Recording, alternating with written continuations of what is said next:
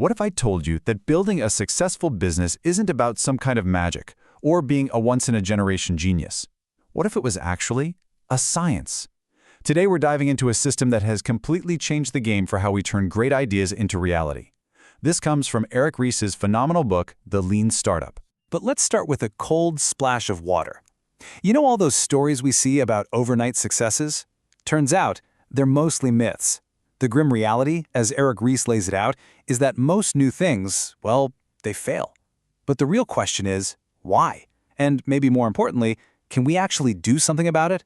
All right, so to really get the solution, we first have to tackle the problem. And that means we have to bust some common myths. Because the real reason startups fail, well, it's probably not what you're thinking. We all know the romantic version of the story, right? It takes a visionary genius with a perfect product and a whole lot of grit to succeed. But the lean startup says, nope, that's just the story we tell after someone's already won. The reality is way more systematic.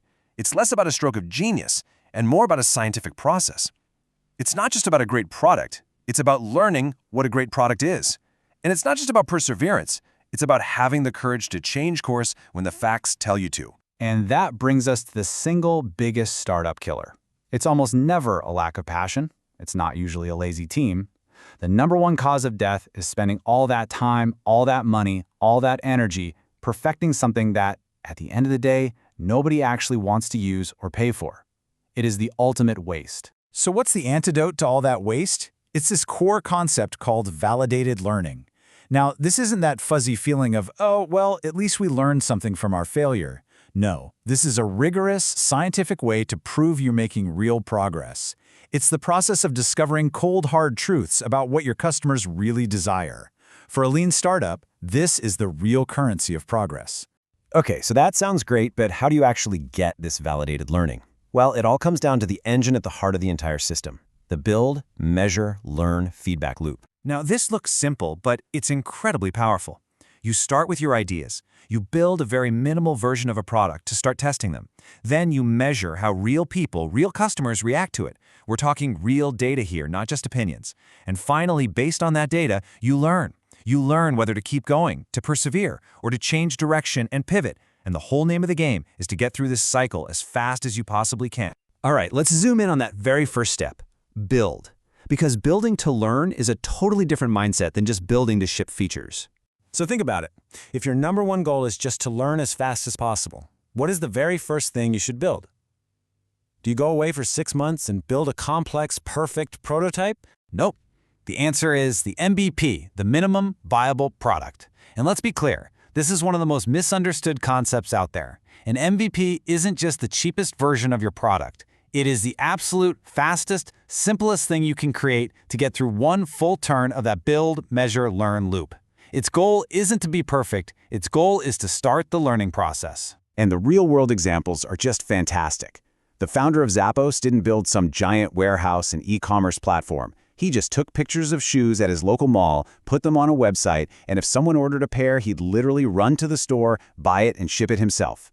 Dropbox? They started with a simple 3-minute video to see if anyone would even sign up for a product that didn't exist yet. And Groupon began as a basic WordPress blog that manually emailed PDF coupons to people. It's not glamorous, but it is pure, unadulterated learning. Okay, so you've built your MVP. You're out in the wild. Now we hit the measure step. And this is a minefield. It's where so many entrepreneurs get lost because it's way too easy to measure all the wrong things. This is where we need to draw a hard line between vanity metrics and actionable metrics. Vanity metrics are those numbers that look amazing on paper, things like total downloads or total registered users.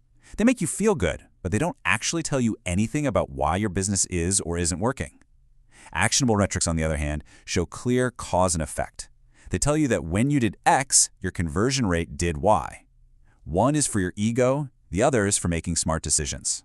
And this quote from Scott Cook, the founder of Intuit, just nails it. The real goal isn't to just ship features and check boxes off a list. The true measure of success is learning how to solve a real problem for a real customer in a way that can sustain a business. So, you've built, you've measured, you've learned. Now you've arrived at the most critical and, honestly, the most difficult part of the loop. You have to make a choice. And that choice is often the pivot. Now, let's be super clear. A pivot is not an admission of failure. It's the opposite. It is a structured, strategic course correction based on what you just learned. You're keeping one foot planted in the knowledge you've gained while changing a core belief about your product or business, and then you run the test all over again. And a pivot can be insanely powerful. Just look at the data from the Vodafone case study. After they pivoted their strategy from a paid growth model to a viral one, the impact was just bam, immediate and dramatic. Registration, retention, referrals all went up. And look at revenue. It jumped from 1% to 11%. That's not just luck, that's systematic learning in action. And a pivot isn't just one thing. There's a whole catalog of them. You can pivot on your customer, on your sales channel. You can even zoom in on a single feature and make it the whole product.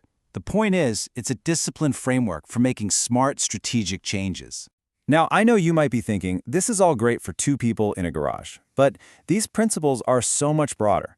This is really about a whole new system for innovation itself. Take a huge, established company like Intuit. For their product TurboTax, how many experiments, how many of these little build, measure, learn loops do you think they run in just one tax season? The answer is mind-blowing. 500. They use this exact system at scale to constantly learn and improve. And as Tim O'Reilly says, the potential here is just massive. Imagine applying this same rigorous learning-first approach to our biggest challenges, like government programs, healthcare, or education. It's a powerful framework for anybody in any field who is trying to create something new when the future is uncertain. And that's really what it all comes down to. The lean startup forces us to make a fundamental shift in our thinking. It suggests that our future depends less on our ability to just build more stuff and more on our ability to learn what's actually worth building. So we have to stop asking, can it be built? Because with modern technology, the answer is almost always yes. We have to start asking the much harder, much more important question, should it be built? And answering that, that's the true heart of innovation.